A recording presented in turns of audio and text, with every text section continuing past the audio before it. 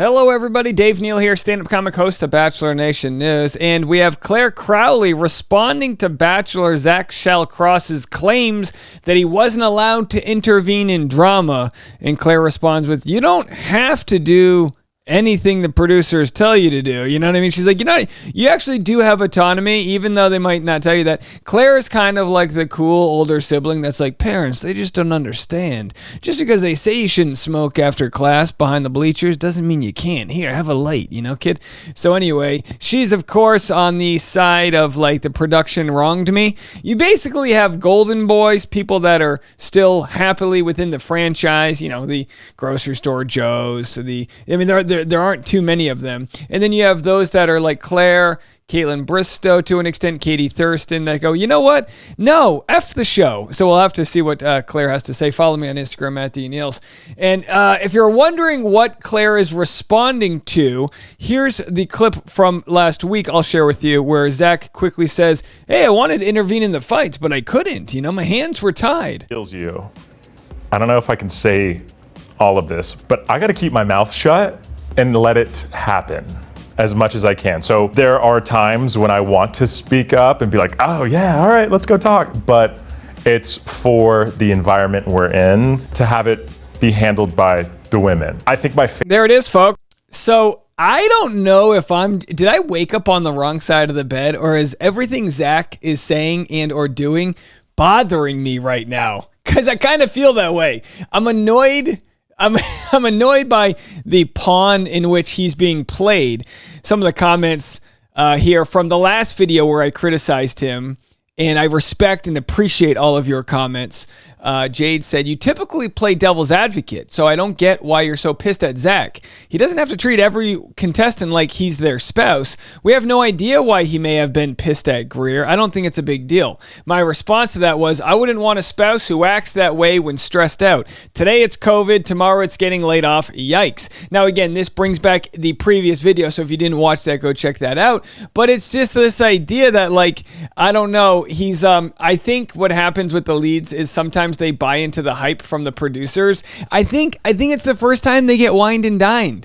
It's the first time they get someone bringing them coffee and they have a nice little crew and their handlers and the production team flying them around. And he's bought into the Kool-Aid, which is the formula for the show. Hey, I don't know if I'm allowed to tell you this, but I can't interfere there. You can do whatever the hell you want, Zach. Now, do I believe that it creates better drama and ratings for him to not interfere? Absolutely. But of course, as we had it there, Claire had responded to that with her thing saying, because he said, hey, my face gives it away whether I want to be pulled or not. I'm really bad at hiding what I'm feeling, so I just kind of let it play out. But then Claire responded, you don't have to do anything the producers tell you to do. Just comes with consequences if you don't. And of course, those consequences can come in different ways. The show can decide to pair you up on a bad date that you didn't want to go on. Here's Claire on Caitlin Bristow's podcast having that same discussion. This is from a few months ago. Have a listen. Would you have gone back to Bachelorette, Bachelor in Paradise if they asked? And you answered 100% no. Let's just say there are a few reasons I said yes to leaving the show early when they brought it up to me. And I'm like, can we talk about this? Production brought it up to you to leave the show. Like, how did that happen? Did you feel pressured to leave? Like, what? Are you allowed to tell me that? Thank you for asking. Nobody's ever asked me that before. Here's the truth. Tell us. Yes, I wanted to leave. Yeah. You can't handle the truth. Yes, I didn't mind leaving. It wasn't for the sole reason of being happy and in love. Doy. And like we had talked about earlier, the show doesn't mean that the show would kick Zach off if he didn't play by their rules, but they heavily say, look, we need a good season for ratings. We need you to find love. We need all these different things in the show. And when we say the show, we mean the producers. Their ideas of what they want to go down, they understand the formula of fabricating emotion. And that comes from letting the women fight in the 2-on-1s and this and that. And it's like, I don't know. I mean, I don't know if he is as bought into this process as we think he is, the ending might be a disaster. Not necessarily for Zach and whoever he chooses and for the love that comes, but is he going to set these women up to like really be crushed? The way in which, and we covered this in the last video, but the way in which he has handled the conversation around Rachel, it's starting to make me, and again, I'm flabbergasted that I'm feeling this way. It's starting to make me side with Rachel. That maybe she realized she couldn't have a conversation with him the way he couldn't have a conversation with Anastasia and the way he couldn't have a conversation with Greer. Did Rachel realize, like, oh my gosh, this guy is so bullheaded when it comes to like non-negotiating terms? Let me tell you this, spoiler, when you're in a, not an actual spoiler, when you're in a relationship, it takes an ultimate amount of compromise. Sometimes you don't go to the restaurant you want to go to. Sometimes you don't go to the vacation spot you want to go to. Sometimes you don't watch the movie you want to. Sometimes you have to watch the period piece, because why the hell does my lady love every period piece? The good thing about relationships, though, is you do learn to compromise, and my lady learns how much I hate period pieces. So when I have a stand-up show, she goes, ooh, I get to watch my favorite period piece now. So what you realize in relationships is it's a give and a take. So Zach needing to learn that Greer is relating to him through the topic of sales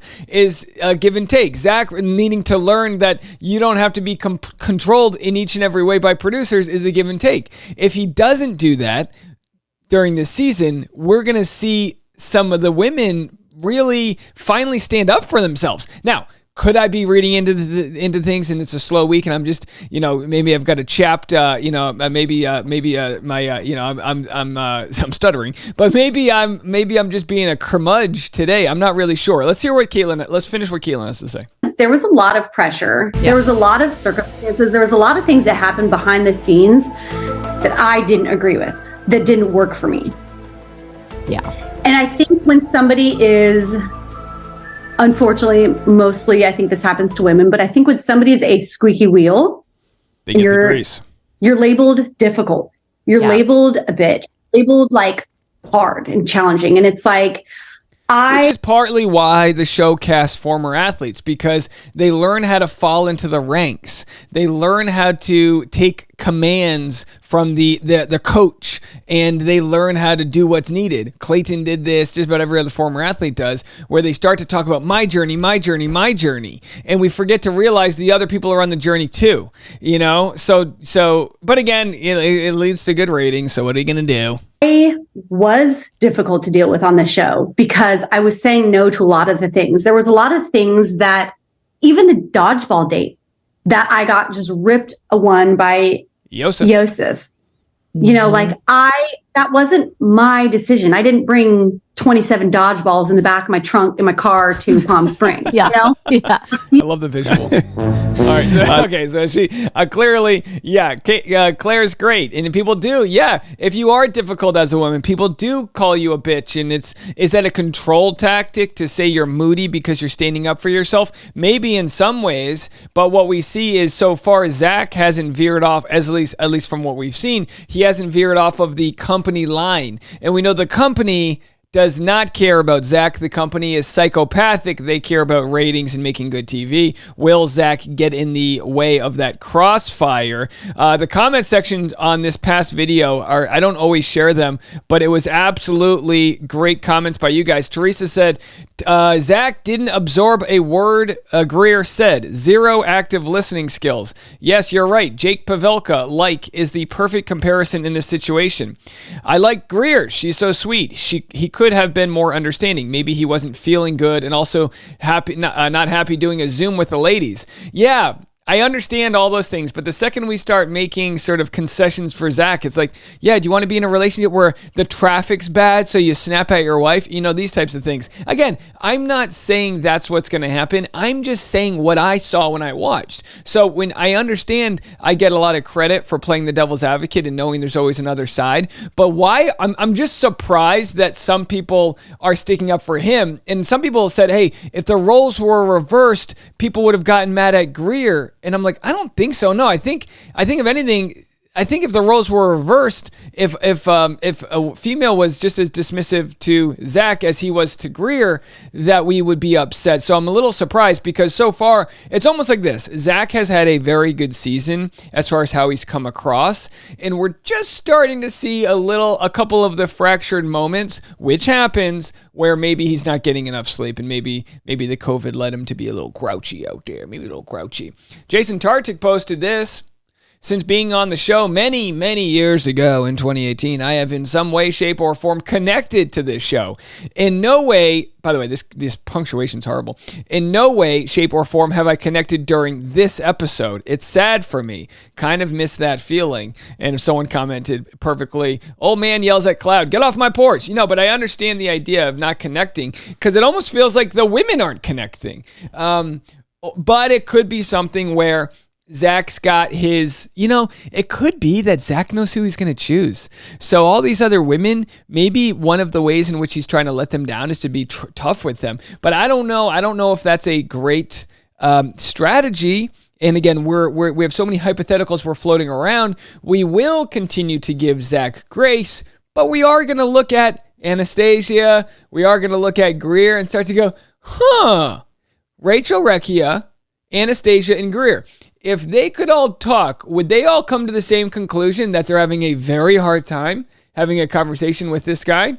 And could it just be that that's his personality type and maybe he's a little bit like laser focused on certain things? Absolutely. But of course, when you get married and look for the love of your life, it's probably good to see everybody's true colors so you know what you're signing up for. Do me a favor, sign up for my newsletter or for Patreon, patreon.com/Dave Neal, private behind the scenes bonus content. I'll be doing a short live today because I have an interview with Jess from the formerly known Chatty Bras podcast, Your Mom and Dad, and I'll be over there hanging with them. And again, trust me, I'm probably going to keep on talking about Zach. It's a lot of Zach in the news. Bachelor Rush Hour, the afternoon podcast. Check that every single day. Today's going to be a good one. We're going on a rant, baby. So if you want Fastball Dave, you're going to get it on Bachelor Rush Hour. Link in the comment section below. We'll be back right after this.